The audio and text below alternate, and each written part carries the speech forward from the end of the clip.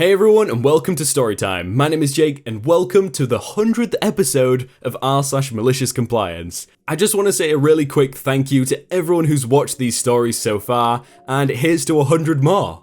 But without any further ado, let's get right into the stories. 7 items or less? Okay. This isn't my story. I was actually kind of collateral damage in it, but it was too good not to post. On Thursday, my dad was holding his annual 4th of July cookout when disaster struck. He was low on cinnamon. He takes his barbecue rub very seriously, and this would not do. He needed to prep the food. My mum needed to watch my little sister, and my older brother was in the middle of an overly competitive frisbee game. I didn't have anything to do but mill around waiting for my girlfriend and her family to get there in an hour. So I was the one drafted for that most horrible of tasks, going to the grocery store on a holiday. I dodged the army of dads doing last-second shopping for cookout essentials, grab the cinnamon and head to the express counter. Every other line is packed with dads loaded with hundreds of items to a cart. And there's only one 7 items or less express checkout open. There's only 2 people in front of me, a dad type and a grandma type. This is where drama erupts, as old lady notices that dad type has shock, horror, 8 items. You don't belong in this line, you have too many items. Sorry, I'm in a rush and 3 of these are doubles. 8 is more than 7, those are the rules, go to the regular line. I'm not going to spend 30 minutes online over 1 item, this will only take... I don't care, you think rules don't apply to you? Get out of this line. Look, I would have been done by now if you... Get out, or I'm calling the manager. The dad type sighs and takes a bottle of soda off the conveyor belt. Old lady smirks a satisfied smirk. The dad type has his groceries scanned and pays. And that's where the malicious compliance kicks in. The dad type picks up the bottle of soda. I'd also like to pay for this. The cashier starts a new transaction, rings him up for his single item, and he pays and leaves. He only wound up delaying old lady and me by less than a minute, but the look on her face when she realised what he was doing was priceless. Which country has 7 items or less? In UK it's 15 items or less, I'm pretty sure, but people take like 20, 25 anyway, no one really cares. I presume it's the same over there, but 7? 7 seems a bit low. Want me to take it up with the head? Okay. So, for reference, I have low iron plus vitamin D deficiency, and a side effect from both mean I'm always fatigued. Now, what happened to me was in the semi-start of puberty. You know, when you've been through it for like a year, but you still have no clue what is happening to your body. That. So yeah. Now we start our story. I was quite a bright kid when it came to math, because my brain always works well with logic stuff, I guess. I was for the most part of my school life top sets in my band, which is actually quite good looking back. But then the minor health problems kick in, both physical and mental, and my mother starts to get worried when I came home from school and sleep from 5 PM to 8 AM every night. A few blood tests and doctor's visits later, and bam, we received the conclusion. So we informed the school, and they agree that it can be added as a medical and I can't be penalised for it. Again, great. Except for one teacher, my maths teacher. I had never failed her class, but I always had minimal work in my books, and most of it was half-drunkenly scribbled onto the page. This is when she starts to dislike me.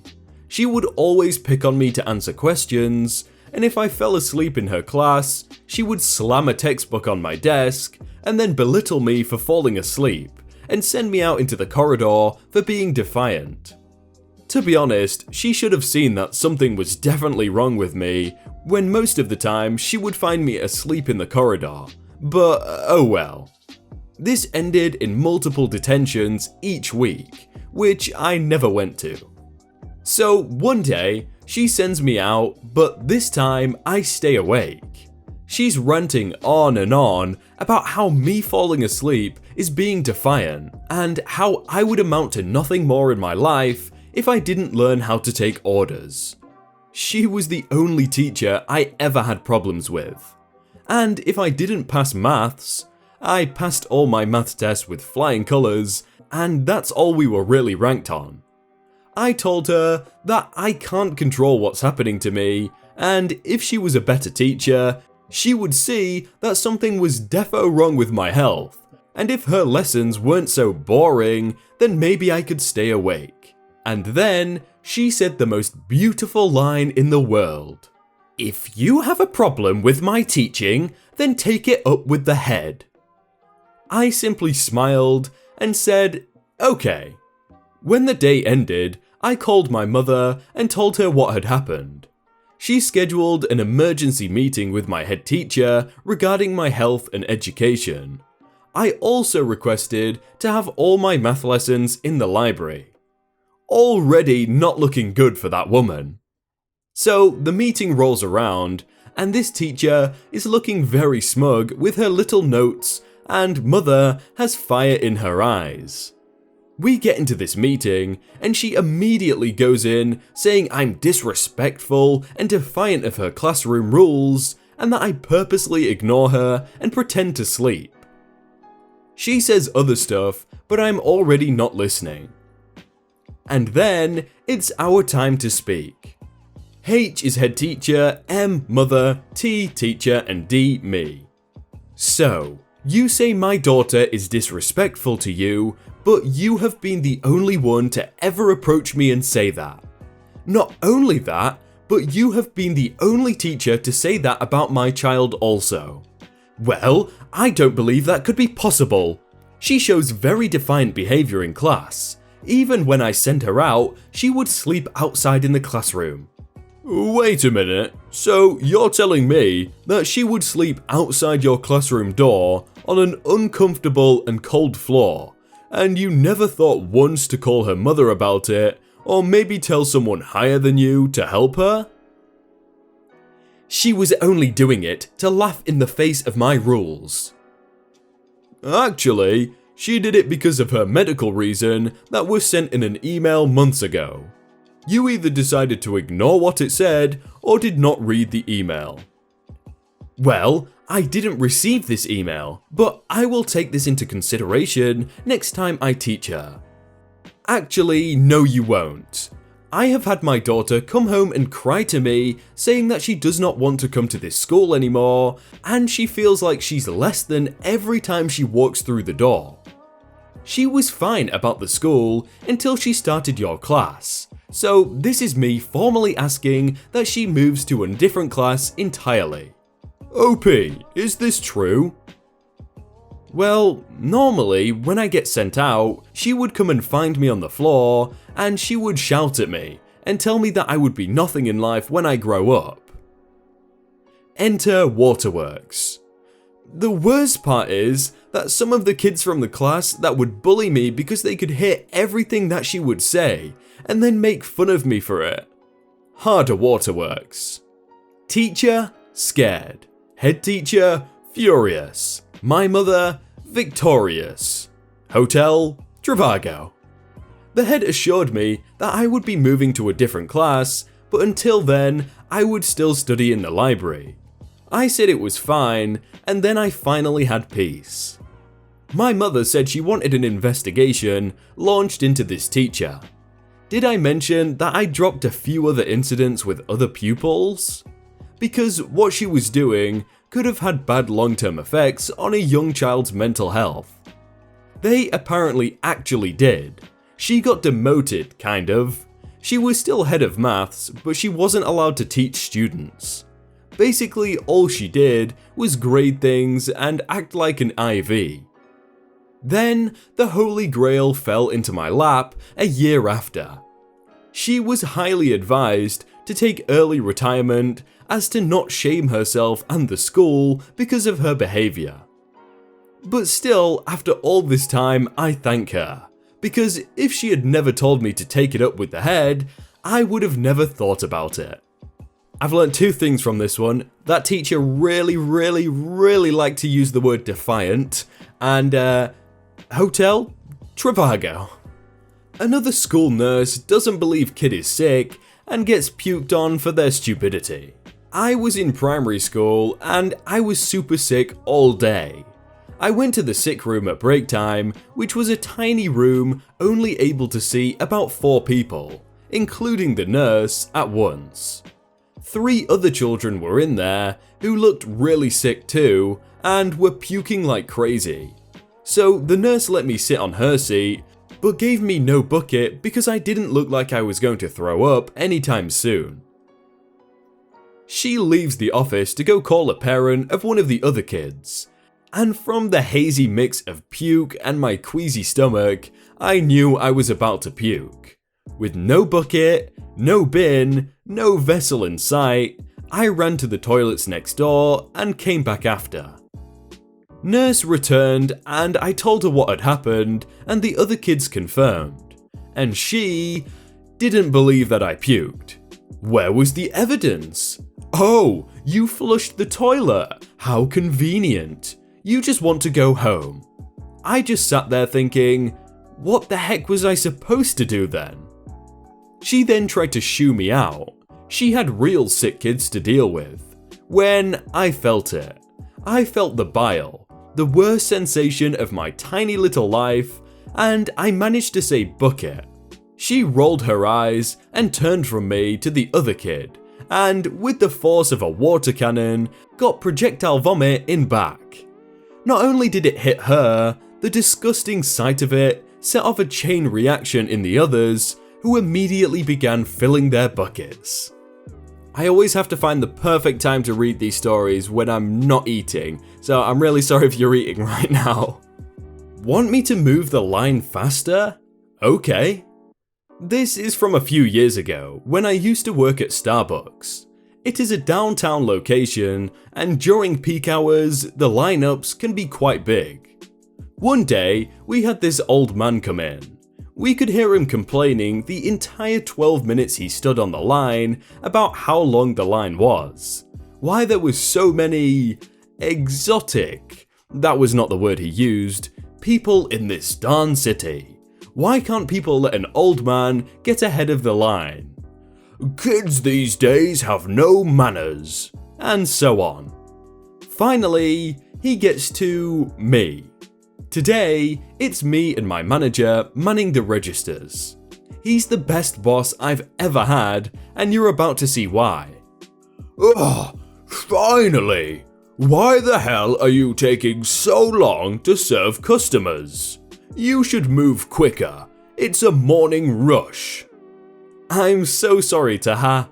I don't care about your sorry, kid. Spend less time with each customer. Huh, will do. What can I get for you? He was so busy ranting about everyone, he forgot what he wanted.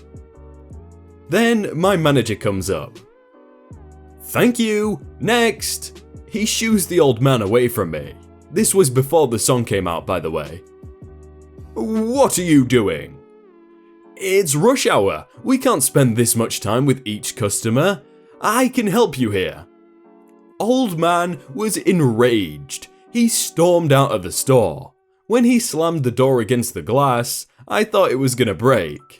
Love you, Tony. Miss you and the crew every day. Would come and visit if I didn't live 5 hours away. We all need a Tony as our manager, don't we? Tony the real MVP. It's blinking. Shut it off. When I was in the military, I used to work with the server room for the whole island of Hawaii. This was an intranet system, so it was contained as if it had valuable information on it, as anything with the military. This system also supplied service for several off-site areas as well, which I'm not going to list out for security reasons. There were several backups for this system, so I can say that no one but our unit was affected by this incident, because if there is one thing the military is good at, it's redundancy. Now, we had just gotten a new staff sergeant to the unit, and he came from a wiring background, so very little to no experience with actual servers. To show off how big his balls were, or something, he came into the area where my coworker and I were going through some rather regular tests, looking over the system as we just had a switchover for the night shift of the 24-hour shift. You could smell the cheap fast food curry in the background from the Asian restaurant that was nearby, affectionately named Cat Dog. This was for its sign in the front with a weird cartoonish bowl of noodles, with a cat and a dog staring at it lovingly, not because of the menu. He smelled the cheap food, told us to keep it away from the computers, which they only had a chance to mess up the keyboards and monitors since the towers were somewhere else, but we complied. He then started to state various ways we should improve things, then a blinking light caught his eye. Now, anyone with any knowledge of any technology should know this simple fact. Some lights stay solid, but some lights blink to give you information that the piece of equipment is working. "That light is blinking. Turn it off and bring it back up," he bellowed. My coworker speaks up. "Sir, that's... I don't care what it is. The light should be solid." "Actually, I'm giving you a direct order. Turn that off." Both me and the coworker look at each other, and knowing that he is a prick, we smile at each other and do as he asks. Now, if you've ever seen a movie where two switches need to be flipped simultaneously, then you know anything that requires two people usually shouldn't be turned off, ever. So we both flipped our sides of the machine, which was basically an emergency shutdown of the whole server room. When every single one of the servers shut down, there was silence between all of us. The funny thing is he just turned around and walked off like nothing happened, not saying a word. After which, he didn't talk to us for the next few weeks. Bringing back up the system took 4 hours, and woke up 2 officers that had to work on some parts of it, as a few off-site backup areas handled our load for that time. Made friends with a butter bar that day, but those stories stay between us. Do you know what would have been much better in that scenario? Having Tony as the manager. There you go, that's an easy fix right there. Hey everyone, I hope you all had a really good day and that you enjoyed that video. If you want to check out some other videos, then click on screen right now, or check out the playlist down below. If you enjoyed that video, then please do leave a like. And if you want to submit your own stories, then you can do so by joining the Discord in the top link in the description. But thank you so much for watching, and I will see you very soon.